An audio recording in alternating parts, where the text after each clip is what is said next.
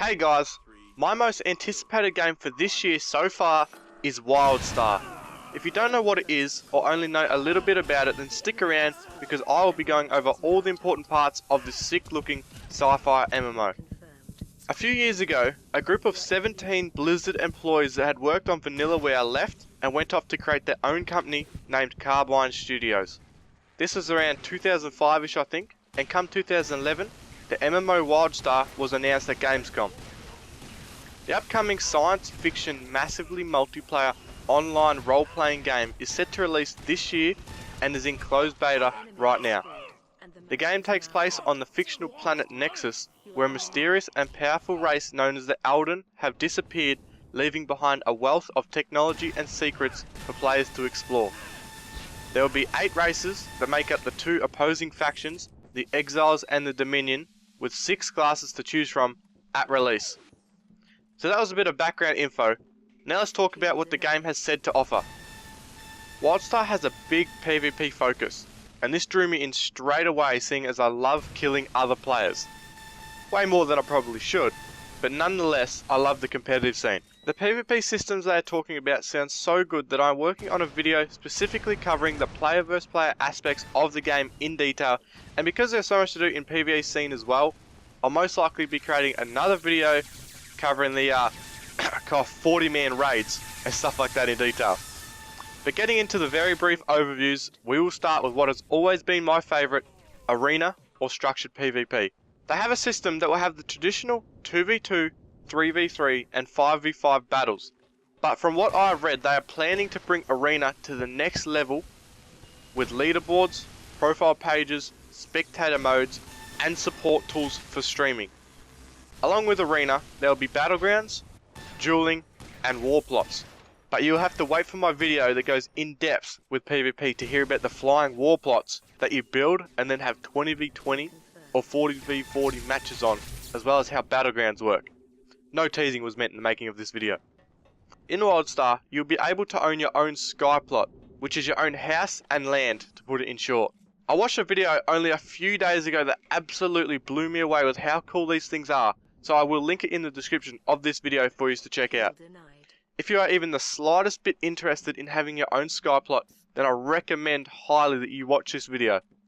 Having your own house will give you access to personal workbenches, gathering nodes, personal dungeons, quicker access to raids and increased rested XP if you log out within your house.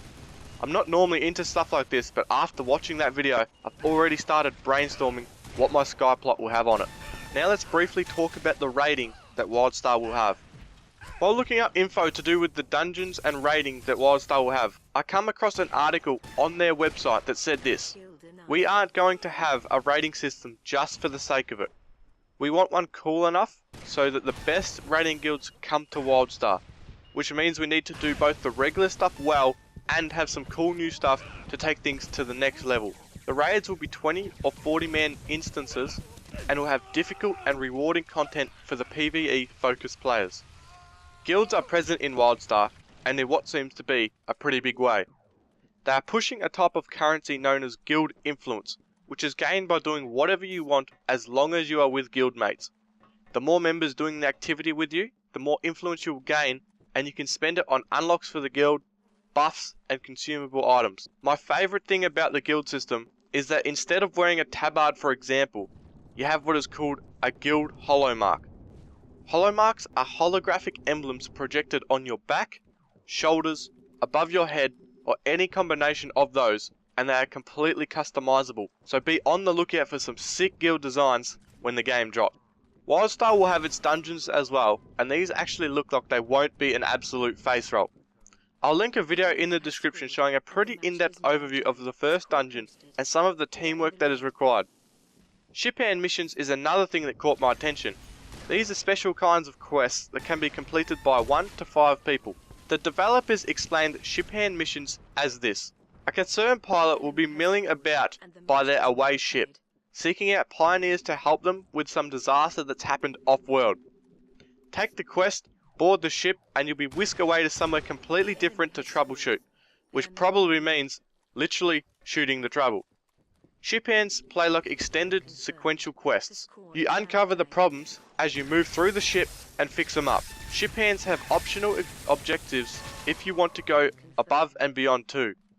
And that grateful captain at the end of the road will definitely take note of your efforts. The last thing I want to talk about when it comes to Wildstar for this video is the economy and business model of this game. When you buy Wildstar, they'll give you 30 days of free gameplay. After that, you have two options to play or pay for your game. Option 1 is a monthly subscription, and option 2 is what they call the cred system.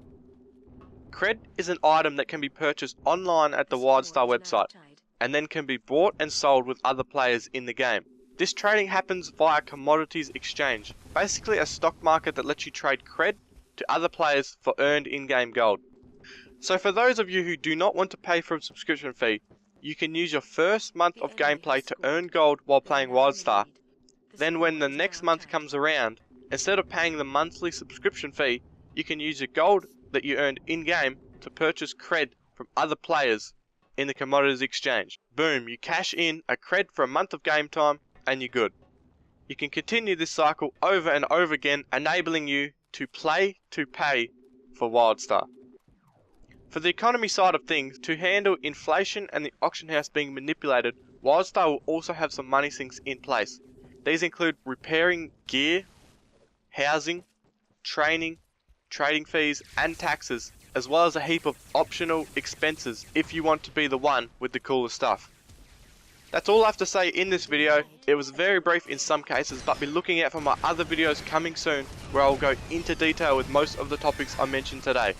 Thanks so much for watching. I hope you now know a little bit more than you did when it comes to Wildstar, and maybe even has some anticipation for the game's release.